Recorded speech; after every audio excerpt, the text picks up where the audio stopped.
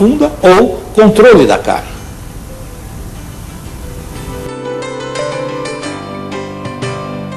Vamos ver agora quais são os passos daquilo que nós definimos como tratamento da cárie profunda ou controle da cárie. Uma técnica em 2 visitas. Primeira visita: isolamento do dente e desinfecção do campo operatório. Escave todo o tecido cariado em todas as paredes da cavidade. Deixe uma camada de tecido cariado sobre a parede pulpar onde uma possível exposição possa ocorrer. Não use medicamentos fortes.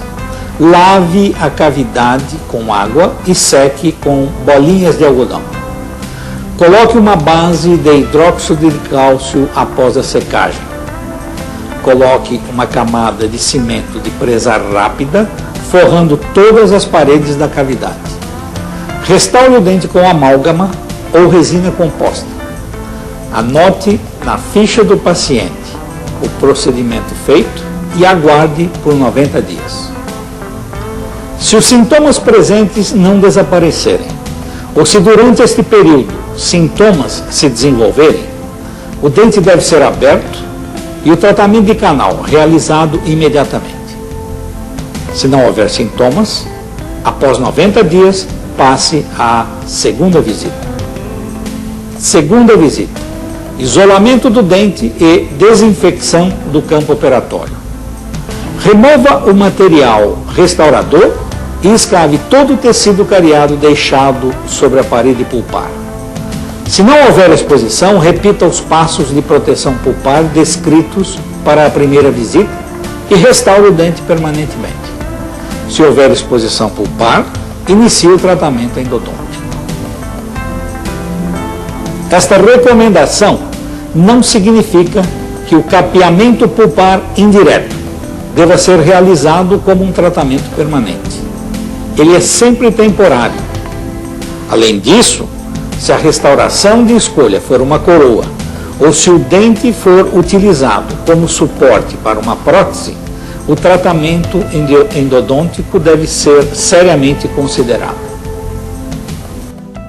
Uma ou múltiplas visitas. O próximo diagnóstico possível e necessário para a nossa terapia, após ter sido estabelecido que a polpa está irreversivelmente danificada, é verificar se bactéria e necrose penetraram através dos orifícios dos canais. Quando a necrose se estende para dentro do canal radicular, a bactéria entra nos túbulos dentinários adjacentes, como está demonstrado nesta montagem. O corte histológico com aumento de 1.200 vezes e corado com o método de Brown and Bran demonstra a presença de bactéria nos canalículos.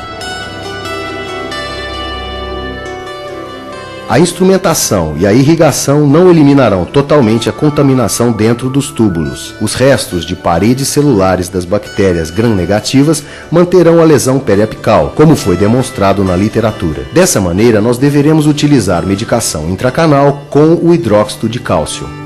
É importante para o clínico observar que tipo de tecido é removido do canal radicular, isto é, se ele é contínuo, significando tecido pulpar vivo. Existe uma correlação direta entre a condição clínica e a observação histológica. Tratamento em uma visita.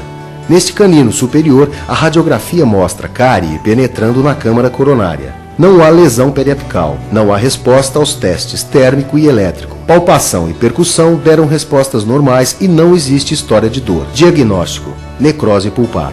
Faça a profilaxia do dente com curetas e taça de borracha para remover placa e cálculo. Isole e desinfete o dique de borracha, o grampo e o dente com água oxigenada a 30%, seguida de tintura de iodo a 5%. Os detritos e o tecido cariado da câmara pulpar são removidos. Exame cuidadoso do tecido na entrada do canal, utilizando lente de aumento, revelou que o tecido está vivo. A remoção deste tecido com o instrumento Hedstrom mostra que o mesmo é vital, contínuo e está sangrando. O exame histopatológico demonstra que este tecido está livre de colonização bacteriana. Um instrumento foi introduzido no canal para se estabelecer o comprimento real de trabalho. O limite é a constrição apical, sem nenhum risco de contaminação. O tratamento foi efetuado numa visita, embora o diagnóstico inicial tenha sido de necrose pulpar. Neste caso, o tratamento em uma visita não só é aceitável, mas conveniente, desde que não haja complicações. Uma radiografia tomada após 3 anos mostra uma região periapical normal. Este segundo molar apresenta recidiva de cárie. A presença de dor espontânea indica pulpite irreversível. A radiografia mostra uma única raiz com morfologia interna atípica. O tratamento de canal e a extração do terceiro molar foram recomendados. Após a remoção da restauração e da dentina cariada subjacente, a presença de pus na câmara coronária indicava necrose do tecido pulpar. A remoção parcial do teto confirma a necrose de tecido pulpar coronário. Após o término da cavidade de acesso e escavação da câmara, tecido vital foi encontrado no orifício do canal. Enquanto o tecido na câmara coronária estava necrosado, no canal radicular ele estava intacto e sangrando. Embora houvesse necrose na câmara, a presença de tecido vital no canal exclui a possibilidade de colonização bacteriana e nos túbulos dentinários. Nesta condição, o tratamento em uma única visita não só é possível, mas recomendável, evitando-se a contaminação do canal entre visitas. Quando houver dúvidas a respeito da extensão da necrose, o caso deve ser feito em múltiplas visitas. Há um único orifício para o canal mésiolingual e uma fenda profunda conectando os canais mesiovestibular e distal. É o chamado C-shaped, ou canal em forma de C. A tintura de iodo confirma a fratura, limitada ao terço coronário distal. Após a introdução dos instrumentos, foi tomada uma radiografia de comprimento de trabalho. O CRT é estabelecido na constrição apical, isto é, 1,5 a 2 mm do ápice radiográfico. Irrigação abundante e aspiração durante e após a instrumentação. O canal foi finalmente seco. O cone principal foi selecionado e adaptado, e os canais foram obturados.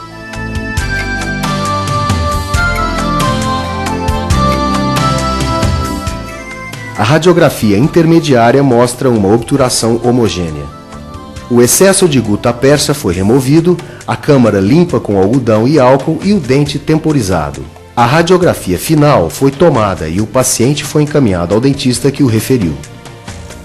Uma radiografia de após 6 meses mostra uma região periapical normal. Este dente exemplifica um caso onde não é recomendável fazer a terapia numa única visita. Já havíamos afirmado que a ausência de tecido vital no orifício do canal radicular requer o uso de uma ou mais visitas com medicação intracanal de hidróxido de cálcio, quimicamente puro. Este segundo premolar inferior mostra uma lesão periapical e não responde aos testes de sensibilidade. Diagnóstico: necrose pulpar. Após o preparo da cavidade de acesso e irrigação abundante com hipoclorito de sódio a 1%, um instrumento de tamanho apropriado foi introduzido de 1 a 1,5 mm no orifício do canal, girado em 1/4 de volta e retirado. Verifica-se a presença de detritos no instrumento. Continua-se avançando de 1 a 1,5 mm no canal. Neste caso, encontramos detritos e tecido necrosado presentes até o terço médio. Foi constatada no instrumento a presença de tecido vital no terço apical. A presença desse tecido indica que, apesar da lesão periapical, necrose ainda não alcançou aquela área. Existe uma zona de transição entre a necrose e o tecido pulpar vivo, o que pode ser observado no corte histopatológico. Entretanto, desde que o tecido necrosado estava presente além do orifício do canal, bactéria pode ter penetrado em túbulos dentinários, requerendo tratamento em 2 ou múltiplas visitas. Após instrumentação e irrigação, a medicação intracanal com hidróxido de cálcio é mandatória. O comprimento de trabalho foi estabelecido, o canal foi instrumentado e irrigado.